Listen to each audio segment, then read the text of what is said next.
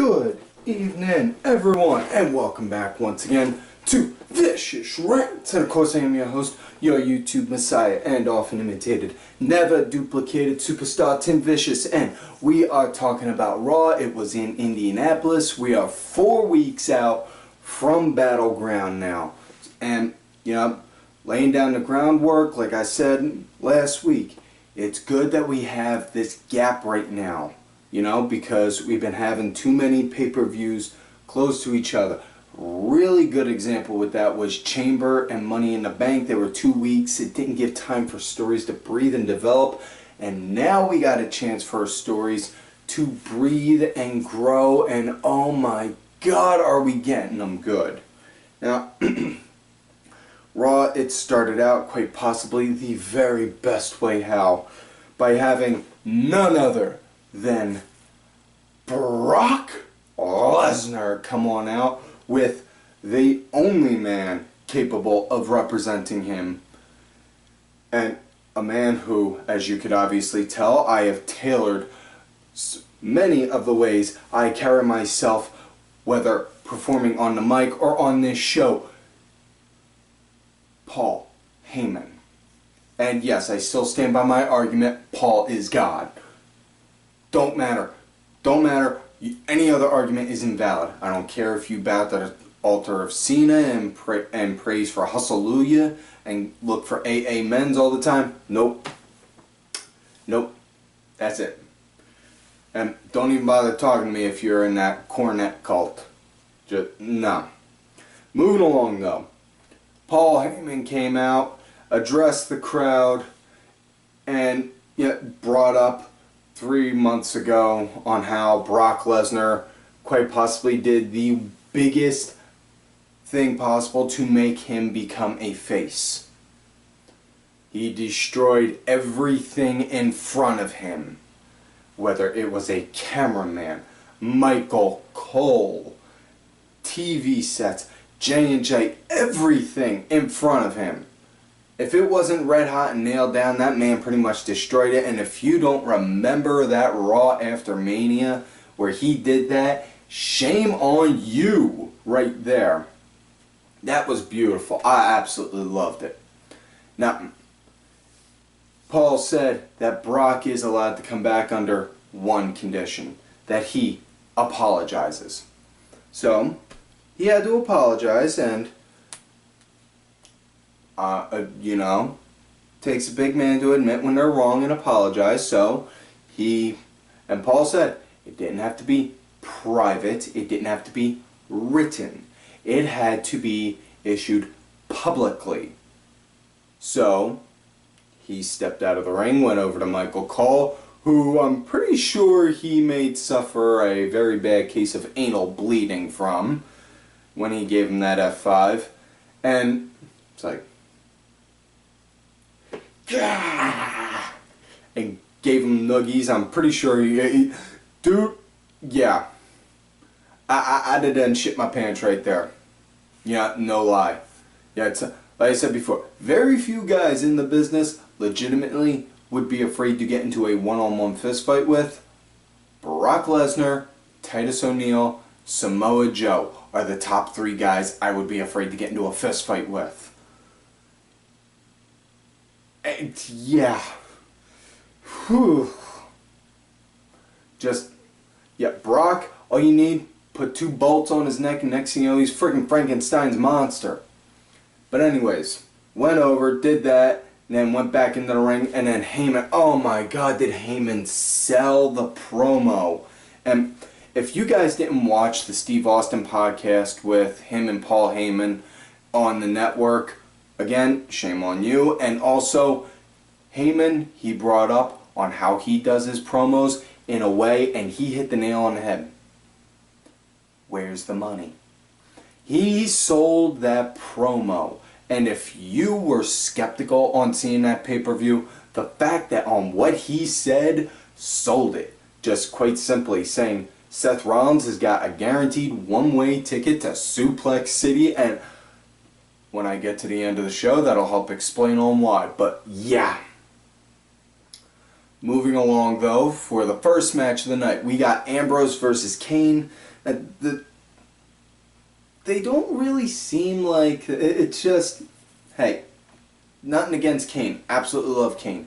Good, solid worker. He works with everyone, and he works well. Ambrose, phenomenal wrestler, obviously. Guy's definitely got a really great future ahead of him. It's just, it didn't really seem like it was... I mean, on paper, it sounds like they could go good. It's just in action, it just kind of felt like, the fuck? Seriously? I mean, yeah. I mean, and if anything, my big worry is Ambrose being stuck in the mid-card limbo, a lot like in the same way Kofi Kingston is, which, Kofi, he should have been given a good chasing for the main title push, if not the actual title, but instead never got out of it. And Ambrose, it kind of feels like he is, and it's always the case when you wind up breaking a group up. You get the breakout star, you get the main eventer, and then you get the ones that wind up falling through the cracks. And unfortunately, it kind of feels like Ambrose is that guy. Now, on how the match wound up coming to an end, it was actually courtesy of Seth. He came down, distracted Dean, which then gave Kane the opportunity. Grabbed Dean by the throat. Choke slam, got the 1, 2, 3. Didn't necessarily look like all that good of a choke slam, though. If Okada was rating choke slams instead of drop kicks, I'm pretty sure he'd have given that one like maybe a 4.5 out of 10. If you follow Ultra Liger on Twitter, you understand the reference on that joke. But yeah, moving along. Next matchup, it was Primetime Players versus the Ascension, and I feel bad because the Ascension, not only did they get the jobber entrance, they didn't even get a ring announcement for being in the ring. Saying, and their opponents, the Ascension. They didn't even get that. They just we come back from commercial, next we get the following contest, except for one fall, making our way to the ring, tag team champs, Primetime Players. Now, this was obviously a squash match because, face facts. The Ascension, good solid tag team. Absolutely. You look over their work in NXT, stands up for itself. However, not everything in NXT transitions well onto the main roster. Case in point, the Adam Rose gimmick. And unfortunately, they wound up tweaking with the Ascension gimmick some, moving from NXT to the main roster, and yeah, they look like a mix between the Road Warriors and Demolition, And when I say the Road Warriors, I'm not talking like Hawk and Animal. I'm talking like Mad Max Beyond the Thunderdome kind of Road Warriors. But it kind of pisses me off because they are a good solid tag team. You want to make a squash tag team, easy enough. Just throw Slater with like somebody that isn't relevant on the card anymore. You got a good bit of people. Even yet, have them go with the Meta Powers. Have them be the ones getting squashed. But digress. This was an obvious squash match, but for a squash match, I was pretty impressed because it goes back to what I said before. Don't remember exactly which episode, but when you do a squash match, or you want to have the person that's taking the job look good. Even if like they're and I don't mean like dominating 99.9% of the match look good. I mean have it be a good back and forth for a bit, and then have who's winning get the obvious win. Doing that, it puts that guy over. It puts that guy over, and you still get the win, and you get over. That's a good way of working it. If I'm wrong, I'm wrong. By all means, feel free to argue and talk with me on it. I'm always open to criticism, and I'm full-blooded Irish, so you know, so you damn well better know I can argue all day long. Now, primetime players, they got the obvious win. Darren Young wound up doing the move, his knees to the midsection move where he's got them in the fireman's carry, and then wham, like that. Yeah, they're now calling that the gut check. So, but yeah, that they got the win. So, and you know, and I called it before, they were gonna do this rematch at the pay-per-view, and lo and behold, they announced tonight. Primetime Players versus New Day at Battleground. Called it. So yeah, next matchup now, we got Neville versus Kofi, and fairly obvious, they're giving Kofi as much TV time as possible, and they're having him do as many matches as possible, just to get him ready for when he winds up having to get sacrificed to my savior's beast. Because Brock is hungry, and Brock's pretty much going to kill Kofi, and yeah, I am willing to admit right now, I am getting up early in the morning to watch that match. I know it's going to be at 5:30 in the morning here in Erie, Pennsylvania. I don't give a shit. I am doing it. And yeah, because I want to see that. Especially more so because of that 1 in a trillion, and I emphasize trillion, chance that Kofi may win. Because if he does, that motherfucker's untouchable then. But the odds are not in his favor, and he's more than likely gonna die. Moving along though, Kofi versus Neville. Really disappointed because, you know, they always emphasize Kofi being a high flyer. Everyone knows, obviously, Neville is a high flyer. Wasn't a lot of high flying in this, you know? I mean, we got cross bodies and, you know, got cross bodies, drop kicks, some aerial maneuvers, but not like what you would, not the what you would expect with this kind of a match, you know, or not, shouldn't say with this match, with these two guys in the match.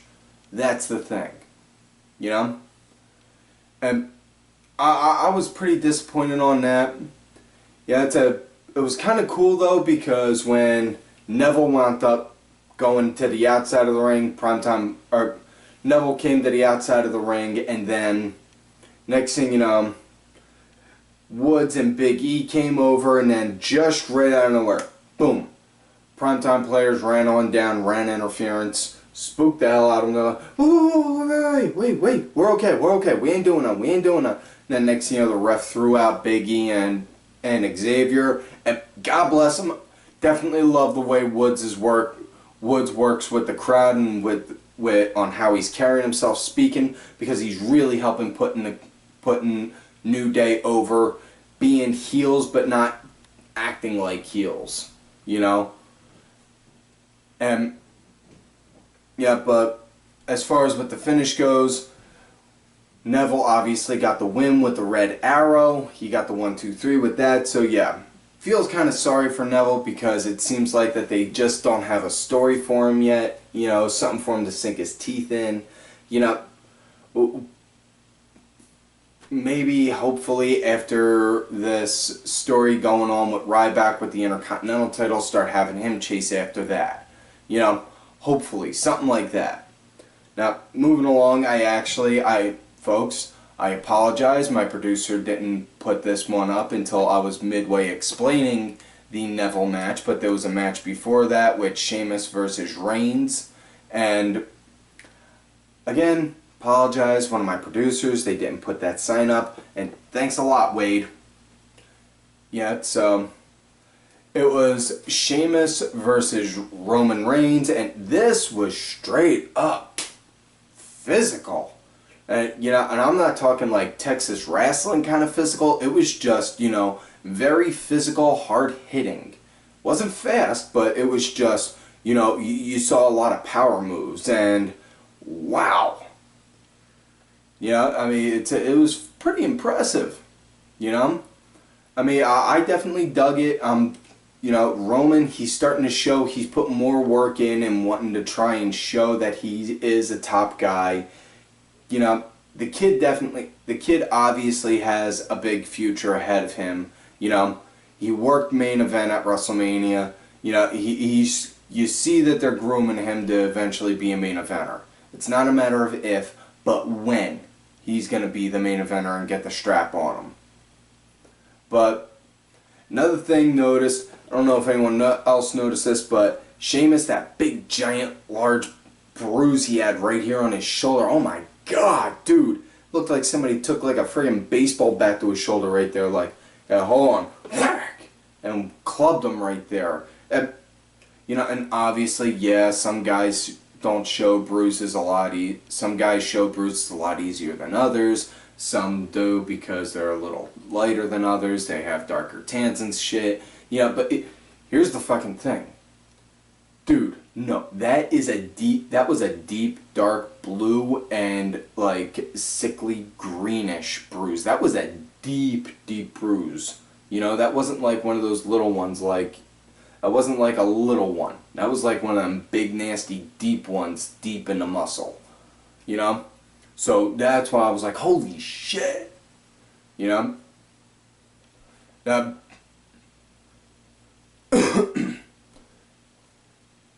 on how the match wound up coming to an end. You know, Sheamus, he obviously got the win. Bray wound up running interference again. You know, doing, instead of just looking at a picture doing, I'm a little teapot. Instead, he was having an imaginary tea party, singing, I'm a little teapot, short and stout. Here is my handle, here is my spout. You know, in regards to what Roman did for the Be a Dad campaign commercials, which, alright, yeah, understandable. You know, but, yeah, dude, in all seriousness, doing I'm a Little Teapot starting to lose its creepiness. Start doing other little rhymes, like, you know, like Mary Had a Little Lamb, or Little Miss Muffet, you know, or even yet, dude, Itsy Bitsy Spider. Guarantee that'll wind up making people make them shit themselves. Just do the Itsy Bitsy Spider went up the water spout. There you go. That, or do like Twinkle Twinkle Little Star in a very soft, creepy voice. There. Alright, but yeah. He did that. Next, you know, Reigns just looked, he was like, son of a bitch. Climbed out the ring and bolted out. So Sheamus, he got the win via a count out. You know, so, you know, I mean, technically they never even announced who won. So you could say the match got thrown out, or you could say Sheamus got the win via count out. Whatever you prefer. But either way, after that, we have Barrett versus Zack Ryder. Again, squash match. This is the second squash match we have of the night. Are we running that low on talent and creative? You know, I mean, look, no Jimmy Jacobs is working there. You know, and he's busting his ass trying to get shit done. But really, we need more. You know, make a strong emphasis on the mid-cards. And I can't believe I'm actually going to say this, and folks, please don't take what I'm saying to heart, but need to kind of do almost in a sense like what Vince Russo did. Now hear me out before you get into an all caps rage saying, what the hell are you talking about, Tim? Why are you talking like Vince Russo? Reason on why I'm saying that is make each guy on the roster just as important as the last. Make Wade Barrett just as important as John Cena. Make Seth Rollins just as important as Zack Ryder. You know, don't put somebody on TV unless you have them there for a legitimate reason.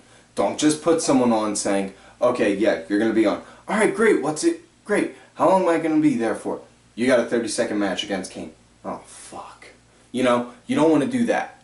What I mean is, you have someone on, have them actually have a reason and have a story. That's on what I mean.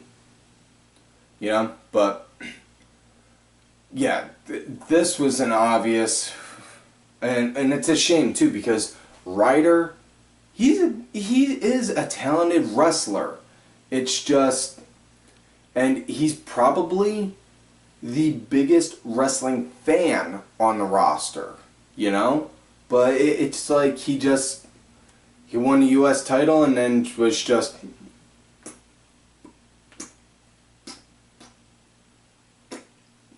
you know,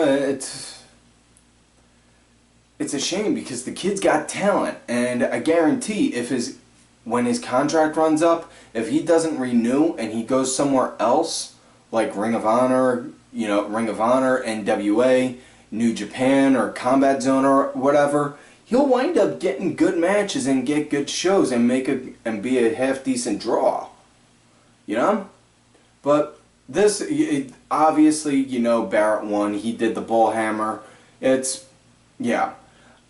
I'm chalking it up to the fact that we're getting a lot of squash matches and fillers on this show because we're just starting to build up for Battleground, so they gotta let stories grow. So we need to let them start. It's gonna start out slow and then hopefully pick up. You know, next match was the Bellas versus Tamina and Naomi, and the Bellas, they had Alicia with them, and I'm not the only one that thought it, but yeah, they were like, Alicia's now with the Bellas? Is she supposed to be like their new sister or something? And God bless, the way I think, you know, right off bat, automatically thought, there you go. We'll say that Alicia's their new half sister, you know, just like with the Dudleys, you know. No? Bad idea? No, fuck. I tried. But yeah, this was an obvious... This was definitely an ST Divas match, if there ever was one. There's very little interest in it whatsoever. You know, I think Nikki did the infamous forearm of Doom, which pretty much goes up there in the Women's Hall of Fame with Oksana's 5-minute headlock of Doom. You know? And it's, aside from that, it was hard to figure out on who exactly to cheer for because both teams are heels, and, you know, obviously it's kind of easy to book heel versus heel, you know? But it's all on how you book it. I mean, you book a heel versus heel, you gotta have one have more heat than the other with the crowd, and who's got heat? Where's the heat at? Anyways, the Bellas won with the Rack Attack, and yeah. So next matchup we got Ryroyd, oh joy, versus Mark Henry. Big Show was on commentary, and they were doing that to build up for the triple threat between Miz, Show, and Ryroyd for the Intercontinental at Battleground, which again I called it. So yeah, I will gladly accept all. Wow, Tim, you sure did see that comings right now. Yeah. Show, he was actually coming off pretty babyface-ish in a sense, you know, yelling in there, cheering for Mark, like, come on, Mark, you got this, go get him, Mark, you got this. And it was very much so weird because Show, well, and everyone knows, Show switches from heel to face about as often as everyone changes their underwear, you know? But for the love of fucking Fox, dude. Yeah, this one, again, very little interest in, you know, I mean, but I did watch it. Henry was pretty dominant, which was nice, you know, especially Henry. You really can't have Mark Henry not come off dominant, you know, unless you got somebody unless he is going against someone like Brock Lesnar, you know, who is a freaking monster. Because, I mean, no lie, Muscle and Fitness even marked, saying, as far as with top 10 strongest people on the planet, Mark Henry's number 2. So, yeah. But yeah, it's a Ryroyd wound up getting a win. He wound up doing a splash off the top. So, and I am now declaring that is, instead of the, while Rob Van Dam may have the 5-star splash and Eddie Guerrero has the frog splash, Ryroyd has the 1.5-star frog splash. Yeah? No? Yeah? No? Nothing? None? Got? Such wasting my comedic talent here. You uncultured swines! Moving along. Next match, Dolph Ziggler versus Adam Rose, and yeah, it was kind of funny because seeing Ziggler come out, and dude, the second Ziggler's music hit, it was almost like my Twitter blew up with hate on him. Like, you wouldn't believe where it was like, you know, where people are now pretty much almost shitting on him as bad as Punk. And the reason on why they are is, you know, the rumors are circulating Ziggler's not coming back once his contract's up in September or October, I believe. It's sometime around then. But, you know, and yeah, my big thing is, I say, and I even put it out there, simple. You know, easy enough. Have Lana cost Ziggler his WWE career, and then have Lana bring in my robot buddy, Robot Hammer, to then go and challenge Kevin Owens, who will be the then U.S. champion, and take the title off of him. Robot Hammer said otherwise. He said he's just a Terminator and not Grimlock, so he couldn't go against Owens, but yeah, I think he could. You know, but it was a half decent match. I mean, there was no real story behind it though, and you know, and big thing for me, and it's what I love about wrestling, is the storytelling. Where's the story? What's the story behind them? On why they're going at it, or what's going on around them? You know, I mean, the biggest thing that they were saying was Adam Rose had the mic saying, you two talk about on how you two love each other, but you guys don't like me and Rosa do. And just, really? You're trying to say that you're the better couple than them? Ugh. You know, it was a pretty short-winded match. It was Ziggler won with a super kick, which, yeah, and that was it. Show came to an end with Seth coming out looking to give a public apology to J&J and Kane for everything he did to them while, you know, with the authority, you know, belittling J&J, insulting Kane and such. And just as he's in the midst of apologizing and expressing on how sorry and on how much he wishes they would all get back together and reunite as one strong, dominant, cohesive force, Brock Lesnar's music hits, and you pretty much see Seth just look like, oh, fuck, I'm gonna die now. And Lesnar, one man, circled the ring and stalked 4 people at once. Yeah. Like I said before, Brock Lesnar, human fucking monster. Put 2 bolts on him. Frankenstein. You know, got up on the apron. Next, you know, Kane and J&J were just like, catch you later, motherfucker. And Seth just looked, he was like, guy, ooh. And then proceeded to get the living crap kicked out of him. And next thing you know, Kane comes back in. You know, Kane comes in, grabs Brock by the throat, choke slams him, and then goes over to do it again. Next thing you know, Brock goes and fights him out of it, and then picks Seth up to give him an F5, and Brock winds up going and hitting him. Brock comes back in, does a chop block to the knee, and then they start working on the knee. So you know that So chances are they're probably going to play that as the rivalry goes between now and the pay-per-view, saying that Brock has an injury on his knee, just to make Brock look a little more human, you know, give him like a chink in the armor for his match against Seth. You know, and J&J came in, and man, Brock just tossed Jamie Noble like he was a freaking Kleenex, no lie. Went over to Joey, was just like, boom, out of my way. And man, and Brock, he just destroyed it, but eventually the numbers picked up on him, and they got them all, and yeah.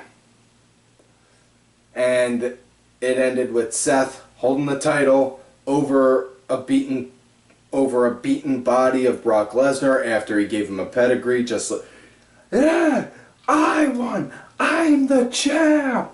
Dude, you know when Brock comes back on Raw, he is going to brutalize, and I mean brutalize, Kane and J&J. Because he has got to come off seriously strong now between them. Yeah, so, but yeah, that's it for this week's show, folks. So, like all normal, do not forget to like the video, subscribe to the channel, go back, watch the other episodes. Look for me on Twitter at TimVicious. Make sure y'all also look for my backup account, Tim_Vicious. I am also out there on that Facebook gimmick, so by all means, feel free to go and give me a shout on there as Tim Ash, also Tim Vicious as an alias. And, folks, do not forget to follow all of these cool ass cats right here on Twitter. Vicky Earls, I am Danny Sunday, Mucky Moss, Axel Mulligan. Make sure y'all check out Axel's show, The SmackDown Breakdown. Sunday Segway, Sinfully Sabrina, Cranky Grandpa, Legion Lady Aaron, Oliver Ben, Just a Stupid Mark. Make sure y'all also check out Ollie Ben's and Mask Mark's Paint and Mask show, as well as my client, who, as I have said before, is the true Raw General Manager, Bronx Bitch Forever. And, like I always tell y'all, you love me great, you hate me. Fuck yous.